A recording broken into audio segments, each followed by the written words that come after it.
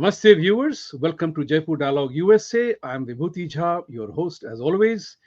And before I begin, please like, subscribe, and support our channel. Give your feedback and support any which way you can. We respect that. Today, I wanted to talk to you about a very specific issue, and I'm making it a very pointed reference that California, somewhere along the line, excels in its hateful legal maneuverings against Indian Americans.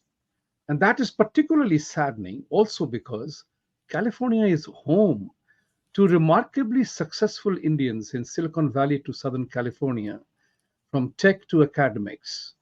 People are doing very well. I lived in California myself in Los Angeles, and I know that. And I know what it feels like being a professional and being a successful in your domain of expertise and experience. So recently, at the instance, or I believe, a legislation has been passed in the committee of the state legislature, which would talk about, it's called popularly known as AB Assembly Bill 3027, which is all about transnational repression of countries do against individuals or otherwise. Now, I have great pleasure in welcoming two of a very prominent Hindu warriors, as I prefer to call them. They may object to this nomenclature, but I would still call them the prominent Hindu warriors. One is Utsav Chakravarti. He leads a group, Hindu Action, here in Washington, D.C., and he is in the forefront of educating people, legislators, congressmen, to relating to issues which impact Indian Americans. And I have, on the other hand, Professor Geeta Sikhand, who is in California, and she's awesome in terms of her response, replies, fight about injustices and laws against Indian Americans, and specifically Hindu Americans, if it so happens. So, Geeta, I would ask you, and I would request you to tell the viewers that how this bill impacts not only Indians in America, but also Indians in India, because it's not an American specific issue, but to my mind, it is also impacting the 3 or 4 countries that are referred to specifically in the bill, which is Russia, China, Iran, and India. Your take. Yes, thank you, Vibhuti ji, for having me. This particular bill, as we know, is called 3027 AB Assembly Bill, and it was introduced by Assemblywoman Jasmeet Kaur Bains. And she's the same person who also introduced SB 403 the previous year. She was the primary assembly co-sponsor. And in this bill, about transnational repression, India has been lumped in. Although India is a very friendly country with US, is a strategic partner with US, it has been lumped in with the arch enemies of the United States of America. And those are, as we know, Russia, China, and Iran. What is India doing in this bill? And the laws to cover transnational repression are already covered by the United States Department of State. So they don't need to be brought at the state level. It is a waste of our taxpayers' money. And as a Hindu, I feel that I have some concerns because my temples were attacked in December of 2023 and January of 2024, so just this year. And to date, there has been no investigation. Nobody has been charged with doing these crimes. So I'm very concerned that there is some kind of a relationship going on here, and I need someone to get into the bottom of it. Thank you. Utsavji, taking back on the same issue, what is it about California? We are sitting on the East Coast, and what is it about California that leads these kind of legislations against country specific, do they consider that they are the paragon of all virtues? So this particular case, Vibhutiji, and this is something that is becoming more of a pattern now than an exception. It seems like there is a very powerful lobby in California that has India and Indian Americans, and by extension, Hindu Americans, in its crosshairs. Because if you look at the bill that we are discussing today, the Assembly Bill 3027, it is essentially designed to suppress the voice of the American Hindu community and the Indian American community so that they are not able to speak up on the issues that are directly related to anti-Hindu hate and directly related to anti-India activism inside America and specifically in California. Because the moment you want to speak up on these issues, you want to, just like Geeta ji mentioned, the attack on temples, the moment you talk about the perpetrators, there is a possibility that this bill will allow the state of California to make you, classify you as a quote unquote foreign actor. Because if you point out the perpetrators, they will claim that they are dissidents from India whose voice is being suppressed under the transnational repressive actions. So essentially, people like you, Vibhutiji, people like me, Vibhutiji, and the other 4 million American Hindus in America, the moment they speak up for themselves in America, they can very easily be classified as being active on behalf of India. And this is something that's a very slippery slope. Today, we have India included and pummeled in with Russia, China, and Iran. Tomorrow, they can do it to Israel. And I'm afraid that that is what's going to come next, because India and Israel are usually targeted at the same time. And then the entire Jewish community in California will face the same threat. So I think this is a very dangerous precedent. And as Geeta ji pointed out, the state of California has really got no role in such a legislation. It's purely a State Department purview. And to answer your question broadly, we see that there is a trend in California that specifically targets and singles out Indian Americans for targeted discrimination and for complete isolation within its legislative procedure. And that is something that should bother everybody in America, including especially those who are living in California. Yeah, you're right. California sets the trend. It's a classic car emission standard. The California laws become nationwide. I mean, education textbooks, for example.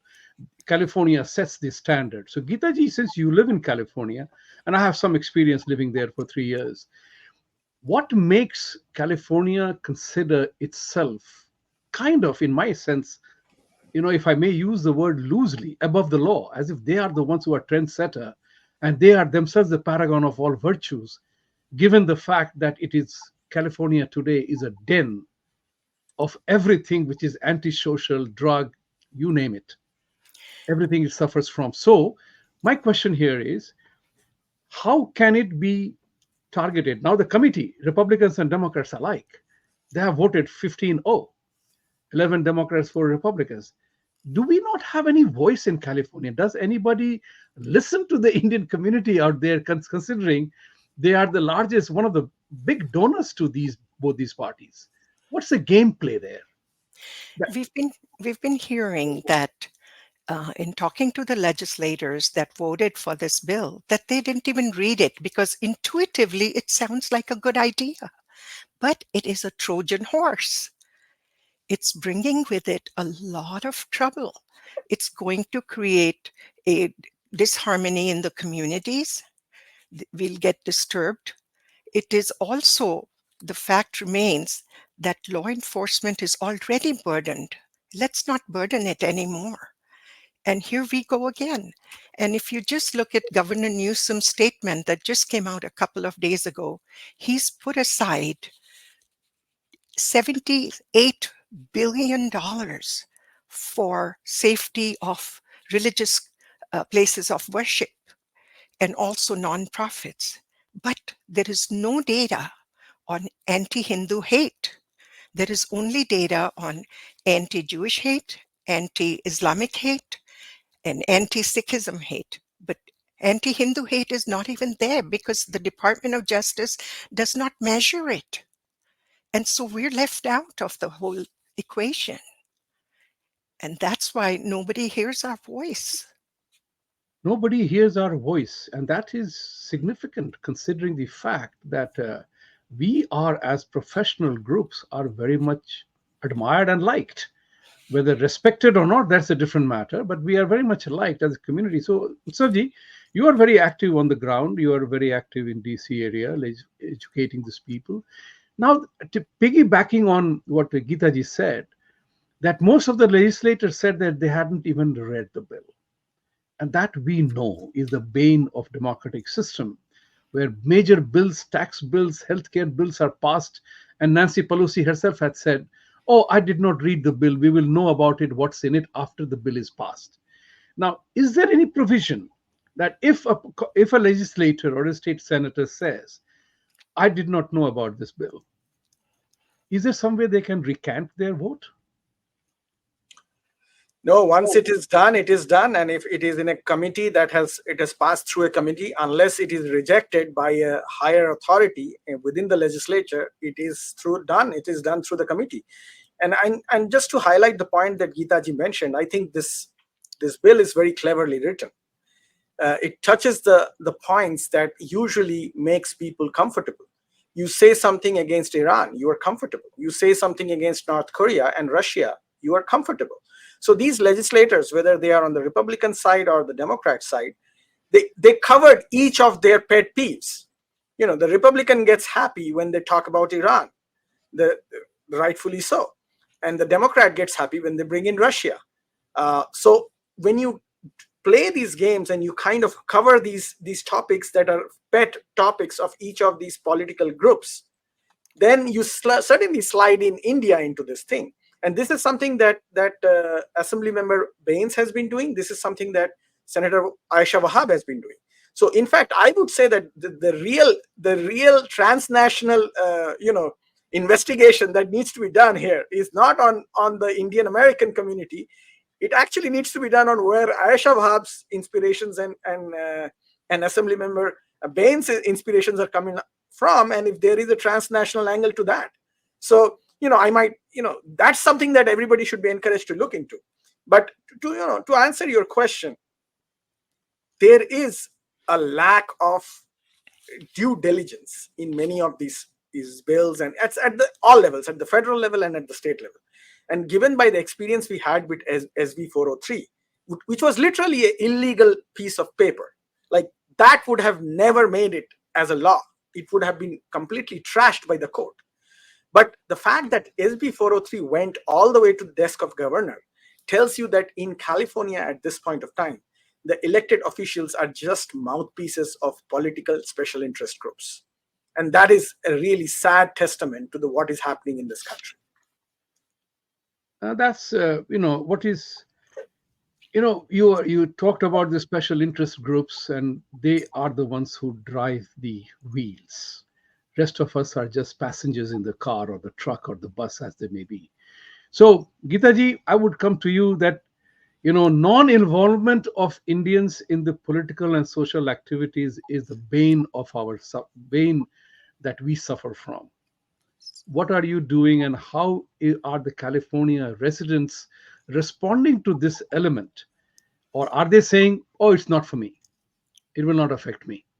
Reality, to my mind, is, as Utsavji very correctly pointed out, by mentioning the three names like China, Russia, and Iran, you have brought in three countries that are totally inimical relationship with America, or considered to be, although the trade goes on or everything else goes on, hostages exchange and everything else. India clubbing in, India has no problem with America. America has no problem with India. How does India get mentioned, and how are people responding to that? How are your efforts showing up? Are people responding, and what are you doing about it? That's a great question, Vibhuti Thank you. ji. As you said, this is the bane of our existence, that our own Indian American community is apathetic towards being activists, towards doing advocacy. And as Utsav ji and I both know, that we are working on it, and I do see a change coming in our community. So that is the good point that I want to make, that there is a change coming in our community. And as a result of it, we have been educating through our WhatsApp groups to our community, to send emails to our legislators, to alert them that we oppose this bill. And the reason we oppose it is because, for example, as I said before, I'm terrified that in my temples, law enforcement has done nothing to find the guilty. What do I do? Who do I turn to? And the people that supported and financed SB 403 are also financing this bill and strongly supporting it. Am I allowed to name? Yeah, please. Okay. It's SALDEF, SALDEF, Sikh American Legal Defense Education Fund. It strongly funded SB 403. And that's where Jasmeet Bains, I think, is very strongly associated with the organization. And it's also funded and supported this bill. So there are some common factors that we're looking at. But getting back to the grassroots, our grassroots is improving slowly but surely. Yes, it is improving. More people are saying, yes, give us the template and we'll help you to send emails wherever we need to send to the legislators. And so this is where we're at right now. Yes, I also responded to the email request of yours, and I'm happy to do that, although I'm not a California resident. But the important part is, if they have not read the bill, do they read our emails? That's a great question.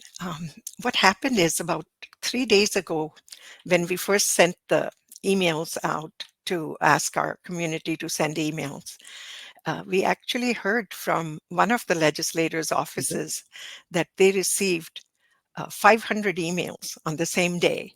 So we hope that if they wrote us back to say they did that, that means they are reading it. We hope so. Fingers crossed. Good. Utsavji, I wanted to ask you something on a generic basis, like why?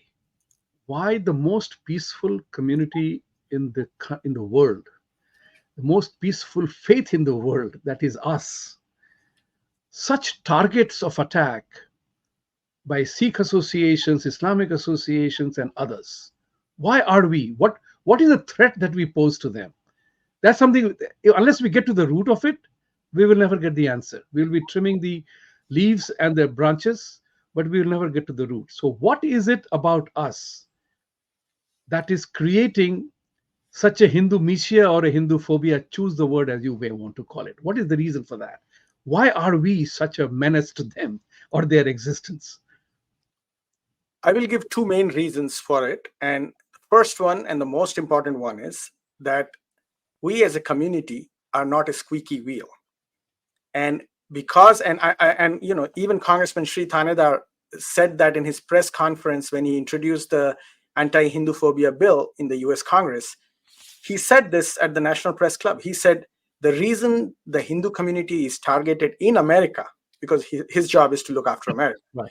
is because it's quiet and it doesn't, its quietness and its peacefulness is considered as its weakness.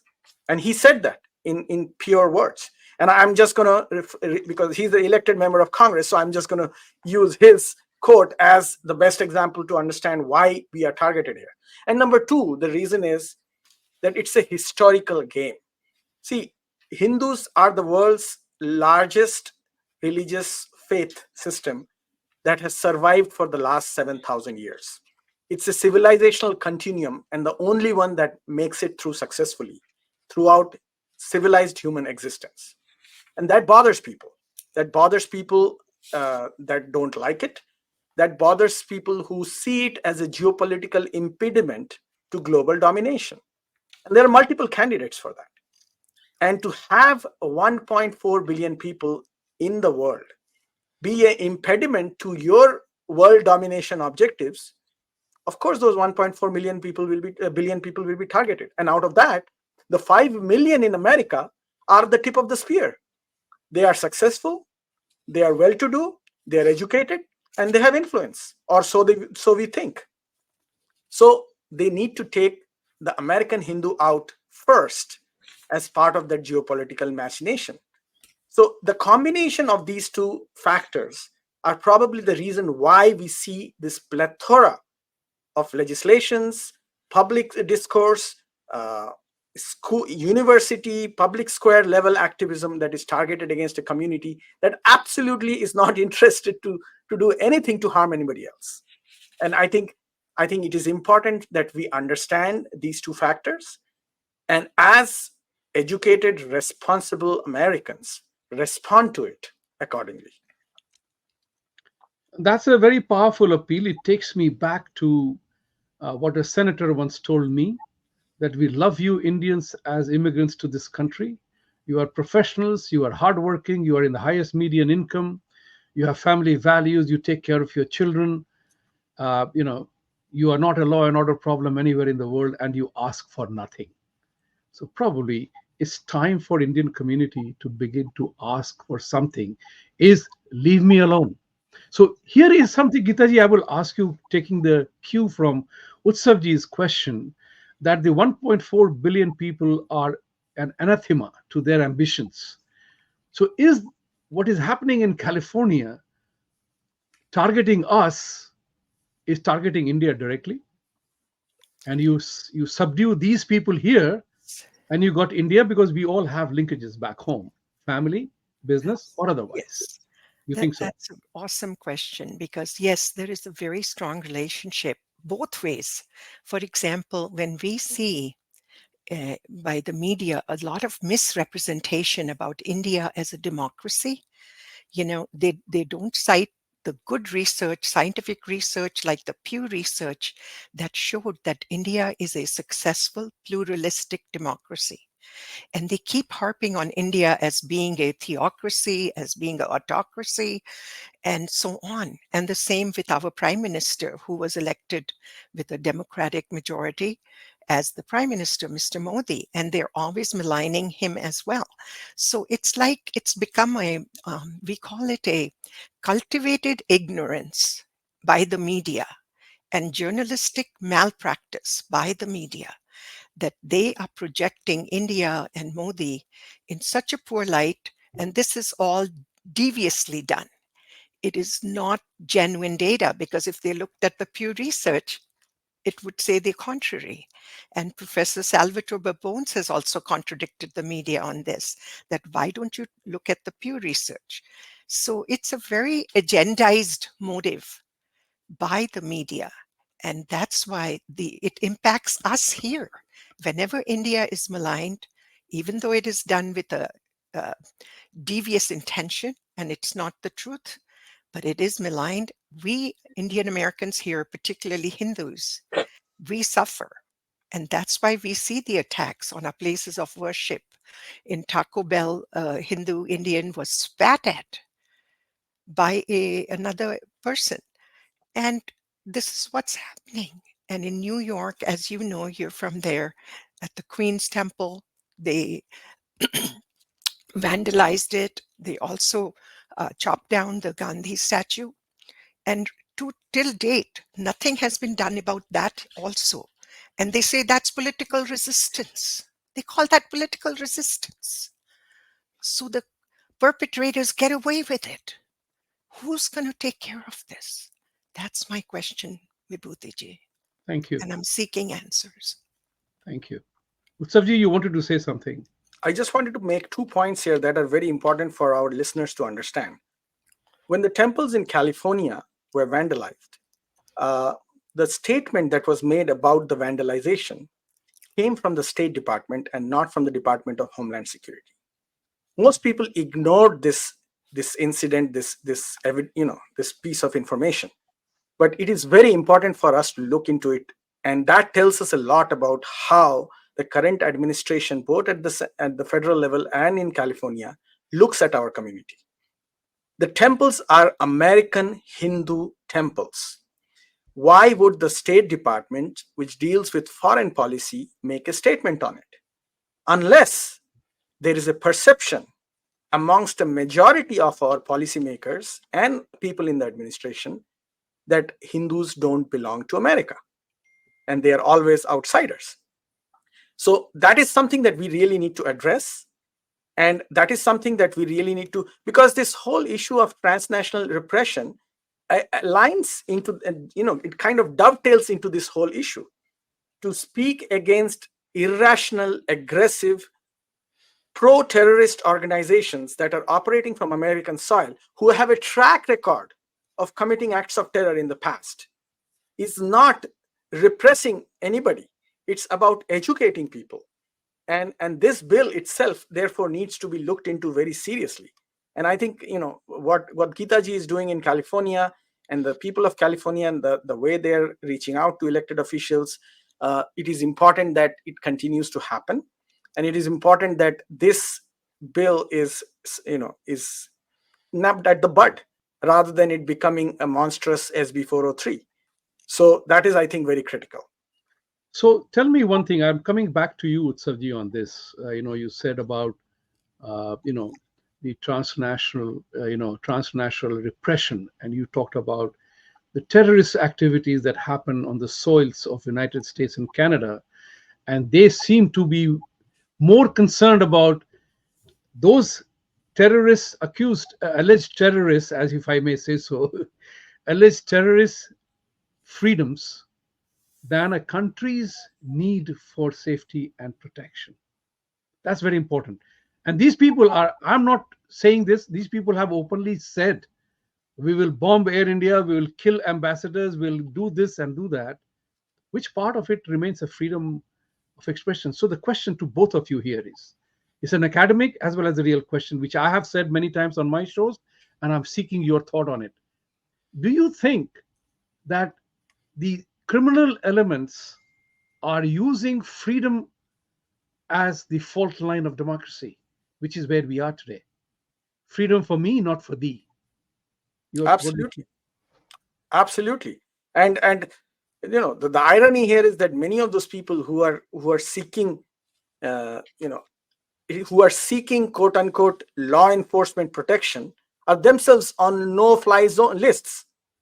And our government in America and the Canadian government, especially the Canadian government, have put people on no-fly lists. So I'm sure they know what these people are doing and what they are capable of doing. And then they are going out and speaking up on behalf of those very same people and representing the very same causes that led to terrorism in the past, and saying that, okay, now you go ahead and say anything that you want to say. So yes, the freedoms offered by our democracy in America and as well as in Canada are being misused. And I think this particular bill itself is a very good example of that misuse of generosity that our laws offer. Geeta ji? Yeah. And for me, I feel that our Hindu voices are being silenced through this bill. So, for example, if we go to the Consulate General of India's office to celebrate Diwali, we could be called paid agents of India. I mean, look at this, how dangerous the implications are, the ramifications of this bill. We are being silenced through this bill, not to protest, when these other groups are creating terror for us, intimidating us in our places of worship. And they are being protected, and we are being silenced as Hindus, because ours is the only community they go after. They're not attacking any other religious places of worship like the mosque or the church. They're only attacking Hindu places of worship. So we need to address this very seriously by the government. Now, the other element that comes to my mind is very important is how do we fight this? Is there anything in the bill that makes it ultra vires? Have they in their smartness or lack of it, they have put things in the bill that is not required. Is that itself is ultra vires? Utsavji. I think the most important thing that that they need to define is what is the so-called dissident, and first of all, in my opinion, they need to take India out. You are really shooting yourself in the foot if you are clubbing India with Iran, Russia, and China. You are literally spitting on America's foreign policy posture that has emerged in the last 20 years by both political parties, including by the Democrats. So this bill really is a Trojan horse that will destroy America's relationship and geopolitical ambitions more than anything else. That's number one. So India needs to be out of this bill. The other point that needs to be addressed in this bill is the definition of who the dissidents from the diaspora communities are, and what the definition of those dissidents is. If you are a terrorist organization that has been recognized, or you align with an ideology that has been recognized as ideology connected to terrorism over the last 50 years, how are you a dissident? And that is something that needs to be addressed if further iterations of this bill comes. So this whole definition of dissident and exile communities need to be better understood and better addressed. Anybody who has had any role, any ideological system who has had any role with committing acts of violence needs to be completely excluded, and that language has to be added into this. That's a very valid point, and I also recognize that if you want to punish a gentle giant, you include the names of the other evil so that the giant also gets sucked in. And that's what is happening in this bill, because Russia, Iran, and China all will show them any number of fingers of particular choice to America, even so far as this bill is concerned, or human rights violation is concerned. There are all kinds of human rights legislations and censures issued to China, but you know what China gives to it. Russia doesn't care a damn. Iran doesn't care a damn. But India will, because we are in a strange community. We are a strange group of people that we look at what others are saying more importantly than what is good for us. So Geeta ji, here comes another point which I want to talk about as a banker. And we always consider the cost of doing something. There is a cost to money. There's a cost of doing something. And I had written an article with an American friend of mine about cost of regulation. Now, if there is there enough evidence to merit the amount of money that will be spent on a gigantic task like this, or it will be just something like what we in Hindi say, "Naam ke vaste bana diya." And it's like a spider's web. Spider doesn't set a web for somebody to trap somebody. It is entrapment. An insect comes into that entrapment. Is it something like that? So Vibhuti ji, I'm not a financial analyst, but Yeah. I will tell you that I Googled and looked up what was the budget of the law enforcement agency. And the most recent figure I found was for 2021/22, and it was $76 billion. And now I looked up what was the cost of the emergency services, and it was another $3.5 billion. So we're looking at a huge, dramatic amount of money that goes into this area. Now we're adding another dimension to this work, where the law enforcement will need to be trained into who is a Hindu, who is a Sikh, and who is a Khalistani, because there is this issue too. And so who's going to provide this training? And how much is it going to cost? And is it even feasible to provide such a training? Because Hindus and Sikhs are brothers and sisters. We intermarry. I personally had an arranged marriage with a Sikh 50 years ago. I mean, how do you differentiate? What are my children, Hindu or Sikh? What are we going to go with? So this is such garbage, this whole thing. And so this bill should actually be either trashed on the grounds that it is not the job of the state government to handle this side of law. It is the job of the State Department, the federal government. And so by making it a state issue, they are going to add to the cost significantly. And so that's where we're at with the cost issue. Thank you. The other part that comes out very important here is that Geeta ji said training. Who will train? I personally know about DEI. Somewhere along the line, I consider Democrat. I tip my hat to Democrats for being tactically far ahead in the game than anybody else. They think through their entire gameplay much in advance. So for DEI, for example, they pushed through that entire agenda. Nobody could argue against that. Nobody could argue against that. And they were paying phenomenal amounts of money per hour basis for DEI training, which is now being dismantled in many places, including universities and colleges and corporates. So the question arises here, is the political system become so vitiated that you are now targeting individual groups instead of the common good, which is their job? Where is the common good here? This bill seems to be done by the Sikh legislators in California to support a person like Pannun and whatever names are there. How does that gel in? I mean, are these people totally shameless, or are these people, they don't give a damn, or they just want to take advantage of the process?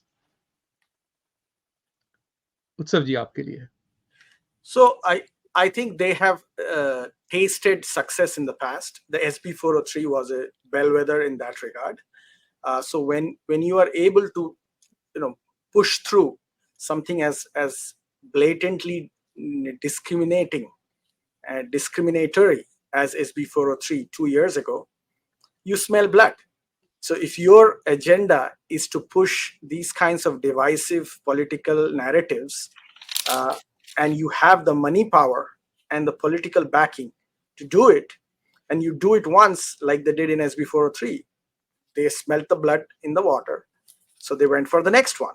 And I won't be surprised that if similar bills keep getting, even if they don't make it through, if they don't succeed, even if they get votes in the assembly and the state senate, like the way they were getting, then more and more of these will come, because at the end of the day, they have the resources, they have the quote unquote, the blessings of the people who want to do these kinds of disruptive stuff. They will keep doing it and eventually hope that one of them will stick. And that has been the modus operandi. If even one of these bills succeed, then the 4 or 5 million strong American Hindu community, the Indian American community, starts off with a disadvantage and will eventually be segregated and marginalized. And that is their objective. So this is basically a multiple pronged attack at the chessboard, and whichever succeeds will bring on the next level of attack. And that has been their strategy. But it also tells our community that there are, and it brings me back to the original point I made about the two reasons why we are attacked, that there is a significant number of people with a significant number of resources and geopolitical patronage out there who really just don't want us to exist. And that's sad. Well, sad it is that people like that exist, that they want to eliminate a particular group of people because you can't handle the truth, as I say it.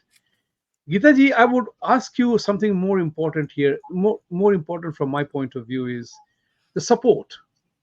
Now, this is not ending. SB 403 is gone, 3027 has come. Then something else will come. And it is going to be all nationwide.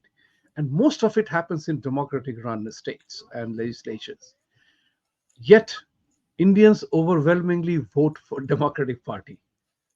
Tell me that dynamic. You have been here for long enough. You are a professor. You have been in academics. Tell me your professorial comment on that. So What I is? want to make 2 points on it. Please do. Please do. The first one is when you said academic, look at what the academia has been doing that is anti-Hindu hate. One thing they've been doing is, for example, the dismantling global Hindutva conference, and Right. 80 universities backed up dismantling us because Hindutva means Hinduness. Why do they want to dismantle our Hinduness? And 80 universities in the United States backed up that conference. And we can talk all we want about DEI until we're blue in the face. But when it comes to our issues, it's lacking. So, what I want to say to my Hindu community is to come together. And I'm reminded of two lines from a recent song that was released in Hindi. So, I'm going to say it in Hindi. Please. In Sing this, it if you want to. so इस गाने में लेखक ने कहा है, हिंदुओं को address कर रहे हैं कि एक हो जाओ. तो वो कहते हैं, उनको देखो, एक है सारे और तुम सब हो अनेक. उनको देखो, एक है सारे और तुम सब हो अनेक. नाम निशान न रह जाएगा अगर तुम ना हुए एक. So my request, my loving request to my Hindu community is कि please एक हो जाओ, नहीं तो हमारा नाम निशान नहीं रहेगा. हमारी civilization, Hindu civilization will be targeted, is being targeted continuously. And we need all of us together to speak up in one voice. Thank you. Comes back to the same question of unity, right? And I'm of the point of view, I may be wrong. My point of view is unity doesn't happen because we wear a suit and a tie, same color, same this sari, kurta, salwar, and voila, there is unity. Unity always comes behind a purpose. Just as SB 403 brought some people together, just as swastika symbol in New York brought some people together. Likewise, we now know, I think Delhi High Court or one of the Karnataka, Mumbai High Court said that halal thuk is the essential part of halal. And there are so many things happening. None of them are uniting the Hindus. Hindu Action Group leader Utsavji, what will unite the Hindus and why do we seek unity? That's another part. See, look at Biden was also called, oh, he will unite the country, whereas he divided. Obama was supposed to unite the country. Is unity a political term as a political punchline for something? Are we falling victim to that instead of we all acting according to your own conscience? That's what is important. So your thought on that? So Vibhutiji, the first thing I want to say is that we will always strive for a unified response, but unity in a community that is as diverse as ours. And when I say diverse, I include, one thing we probably did not cover in this conversation is that one of the biggest targets of this bill will be Sikh Americans Yes. who do not support Khalistanis. So Correct. majority of the Sikhs will be actually targeted because they will be accused of being quote unquote Indian agents the most just because they are not supporting Pannu. So that point I need to underline for everybody. But coming back to your point of unity, I think we are moving in a direction, albeit very slowly, where we have a unified response. SB 403 was a belated, but nevertheless a relevant unified response. It came very late, but we did come together in responding. We are doing it better this time. And thanks to Geeta ji for literally picking up the work and the flag and reaching out to everybody in California. So we are doing it now. I think we have to constantly strive towards it. Will we achieve absolute perfection in achieving that unity? Possibly sometime. Can we stop ourselves if we don't achieve that absolute perfection? Absolutely not. We have to keep striving. But our goal should be to make a bigger tent, explain, educate, and advocate, and see how quickly and how much we can bring people together. And that's what we are doing. But you know this very well, that our community is extremely diverse, philosophically, theologically, culturally, linguistically, even by their foods and everything else. And we respect that, we appreciate that, we encourage that. And because of that, we may look like we are not unified, but we have to constantly work towards it. And I just want to address the Democratic Party question also, because you asked a very important question on that. Thank you. I think if you follow the current trends in the latest surveys that have been done of the Asian American communities, even though it doesn't specifically mention Hindus, but it does point out that Indian Americans, majority of whom are Hindus, in the past 2 years, there has been a 9% shift from 56% to, I believe, 47% towards Republican. So less Hindus now are pro-Democrat than they were by 7% in 2020, just in 2 years, in 2022. And I believe that if this trend continues, it is just a matter of time when in America, in political terms, Hindus will be far more aligned to the Republican Party. And you can see also by the leadership. You have Vivek Ramaswamy, you have J.D. Vance, whose better half is actually a Hindu, practicing Hindu. So the Republicans have come a long way from Bobby Jindal, and they are embracing Hindus more. I wish, and if I had the ear of President Trump, I would tell him, embrace us, understand us, and work with us, because there is so much that can be done. And I say the same thing to the Democrats, but obviously so far, as you pointed out, it has actually quite backfired on us. So this trend is actually happening. So you will be surprised where the community ends up politically in a few years from now. The last question for this conversation, you say whatever you wanted to say, then I'll come back with my last question. Go ahead, Geeta ji. I just wanted to add to this that, we're talking about unity among Hindus and Hindus speaking up for our own religious, Right. Adversities that we're going through. Hindus will not speak up for their own religion, but they're willing to speak up for other religions when they are going through adversity. Yeah. And I attribute that to, there's nothing wrong in speaking up for other religions. That's a good thing if they're going through adversity. But also speak up for your own religion too. For example, what I've seen is that it's that what we call as the transcolonial trauma syndrome. That's what's impacting Hindus. So that's the reason that colonial mindset is still there among Hindus. And they say, don't talk to us about anything with Hindus. They don't want to even hear about it. It's like so sad. So I wanted to talk about it so we can maybe do some sessions with Hindus on what is a colonial mindset and what is this transcolonial trauma syndrome. Bring in psychologists to talk about this, because this is established phenomena. So that's what was coming to my mind when you asked about it. That's very well said, and I totally agree with that, because Utsav said about educate. There is a second word which I prefer not prefer. Engage, is to ask the Indian community to get engaged in your communities. We don't matter in the presidential election or the gubernatorial election of a state or a president election. At the max of 4 million population, even if 50% are eligible voters, we are just 2 million. 2 million doesn't impact a presidential election unless and until it is a hotly contested states like Michigan, Georgia, and other places. But we do matter otherwise, because our money must count. So coming back to the final question of the day, which I wanted to say is, Republican Party and Democrats, we are essentially conservatives. Hindus, Indians are essentially conservative with family values. The moment you have family values, you end up being a conservative in more ways than one. What is it that Republican Party must do to attract Indian Americans? At the moment, they have kind of thrown up their hands.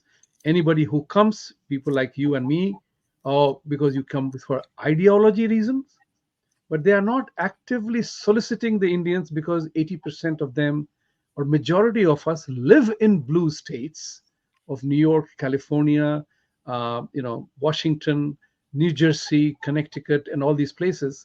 So we want to be with the winning team, and winning political team is Democrats. So you can get some favors only if you're part of the winning team. So you see that all these Ro Khannas and others, I'm naming them not because I know them or I have anything against them, but there is a tremendous frustration against Pramila Jayapal, Ro Khanna, Raja Krishnamurthy, who is struggling in his own way, Ami Berak particularly, and Thanedarji. I told him this very clearly a few days ago. What is it about you guys? Look at Ilhan Omar and Tlaib. Even though they belong to the opposite camp, I admire their courage to stand up for their communities. And here are our Indian American congressmen who almost apologize for being on the Indian side of the Hindu side of the story. What is it about them? Last question. Both of you can answer this. Utsavji, you go first. Uh, so I think if I were to have the ear of the Republican leadership, I would say that talk to us about the issues we face, talk to us about the concerns our community has, and there is a huge list of it. We are ready with it. We want to have the ear of the people who are willing to listen. Work with us proactively. That is something that we would really appreciate as a community. Once that happens, I think there will be genuine appreciation, and you will be surprised that there are so many states where the Hindu American community can be the difference between a victory and a defeat for a presidential candidate. You go to Virginia, you go to Pennsylvania, you go to Florida, you go to Ohio, probably even Michigan to some extent, depending on how the tilt is.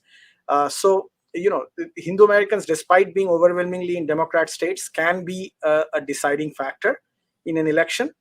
So listen to us. We have the list. And in terms of the question about the Democrats, we have interacted, educated with a lot of Democrat lawmakers as well. And I personally have to say that my experience in educating Congressman Sri Thanedar has been far better than some of the other ones. So I would hesitate to lump him at the same level. He's a first-time congressman. So yes. I mean, let me interject here and say I have nothing against Thanedarji. Right. I know he's doing incredible work against all odds. Against all, exactly. I applaud him for that. Yes. So and yeah, you are absolutely right. The Ilhan Omars and the Rashida Talibs and the AOCs of the world on the Democrat side, they are sanctioned, they are empowered, and they take advantage of that within their political system. They go out of their way to push the narrative in the Rashida Tlaib stood up against the entire party and won in terms of pushing her narrative. And as they say, the victory comes to those who try. This is a message that Ro Khanna should probably listen to. This is a message that many other Indian Americans should pay heed to. The question is, do they want to? And that is the question that our community needs to think about. The question that we who know them and communicate with them need to convey to them. And then something will come out of it. Geetaji, you? Bringing up Ro Khanna reminds me to share something very important, which is that when the Islamophobia bill was introduced, Ro Khanna signed it within 4 days. The Hinduphobia bill has been introduced a few months ago, and he still refuses to sign it. What's wrong with him? Why won't he sign it? I'm glad he signed the Islamophobia bill. We want also them to be feeling safe, but we also want to feel safe. So why is he not concerned about our safety? In fact, all of the Samosa caucus, none of them have signed this bill except Raja Krishnamurti has, right? Correct. Utsavji, right? And of course, Sri Thanedarji, many, many thanks to him for introducing the bill. Right. He has been a real courageous first-term freshman congressman, and we are very, very proud of him. Yes, you are right. And as a closing statement, I would say that talking about Rashida Tlaib, as I say, if your opponent beats you, got to admire it. You got to admire and give them kudos for doing what they want to believe. She believes in her cause and she is standing up for her cause. I can't tell her don't do that. I can only say I will beat you in your game. That's as a sportsman I'm saying it. So, for example, Tlaib is openly canvassing against Thanedar in the primary there. She's pumping money, labeling him as bigoted Hindu and things like that. So this is the time for everybody to come, to use Swami Vivekananda's words, arise, awaken and assert. It's time for Hindus to come up, Indian Americans to come up of every shade, to come up and become your own voice. This is something which I want to tell. People will not unite until they are affected, or until there is a cause that brings together. So I'm always talking about the cause. If this doesn't unite you, what will? If this doesn't make you stand up and be counted and say something, what will? You know, and my favorite phrase is, knowing what we know, where do we go from here? 30 seconds. Where do we go from here, Utsavji? Well, specific to the California AB bill, please follow Geeta ji's messages. Reach out to her if you have not already received her message. Please send an email to your the appropriations committee and ask them not to pass this.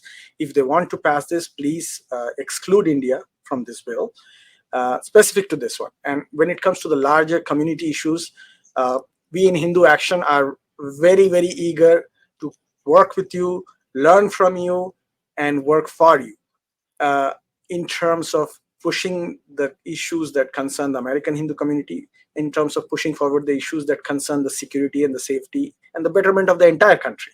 So please connect with us, join with us, teach us. If you have things to teach us, please teach us. We are willing to listen. Geeta ji, your last word. I would be remiss if I didn't thank the whole Hindu community team that has been working with me in this grassroots action that we're taking to oppose AB 3027. So I want to thank, Sudhaji from Kona, Sudha Jagnathanji. Yes. She has been like my guiding light. I also want to thank Hindu American Foundation because they came up with a nice fact sheet as to why we should oppose AB 3027 to educate our community. So I'm very grateful to Hindu American Foundation and of course to my own flagship organization, Americans for Hindus. And last but not the least, our own Hindu Action, Utsav ji and his team. He has done a wonderful job educating us. The first time I heard about AB 3027 was from Utsav ji, and I took notes and I circulated those notes on my WhatsApp groups because people wanted to know, what does it say? What is it about? And then I shared the video as well. And I said, look at this. So thank you to all our Hindu advocacy organizations. I am in love with all our Hindu advocacy organizations. And even though we may disagree at times, we are together because our cause keeps us together. Thank you. Brilliant. Brilliantly said. And to both of you, thank you so much. I would urge all people watching this show today, the message which I'm getting here, forget about unity. Listen to the solution that I'm offering. That's my solution. I call it C3M. Collaborate, cooperate, coordinate, and mobilize. This is my phrase, my formula, 3CM or C3M. I have not copyrighted it yet, but I would urge all of you to think about it from that perspective. Collaborate with whoever's cause you think aligns with yours. If it aligns with Hindu American Foundation, go there, support them. If it aligns with Hindu Action, support them, collaborate with them, mobilize for them. If it collaborates with Geeta Sikhand, do that. If it collaborates with My Mind or my TV show, support. What I want to tell you is that get engaged in some activity in your community as it happens. Don't sit and say, oh, Geeta ji aise kar rahi hai, wo Hindu, wo Utsav aise kar raha hai, I don't agree with him. No, find somebody with whom you align. That's simple as that. And that's where your movement will begin. So we are all aligned in this matter. We are all collaborating, cooperating, coordinating, and mobilizing to make sure that AB 3027 doesn't become a monster that SB 403 was. But staying apathetic, staying unengaged, believing that hame kuch nahi hoga is living in a fool's paradise. It's called a dilemma of being a lotus eater with Satranj ke khiladi mentality. It's going to hurt you. And this is a message to Indians in India as well. Don't think that we are not required Indians. We dumped the country and came here. We are fighting for ourselves, for you, for us as Indian Americans. So think about it. What can you do? Support. Thank you very much to both of you, Utsav ji and Geeta ji, I felt very good about this conversation, and I hope the viewers find it. So as I always say, Satyameva Jayate, for truth to triumph, we have to stand up and fight for it. Thank you. Thank you.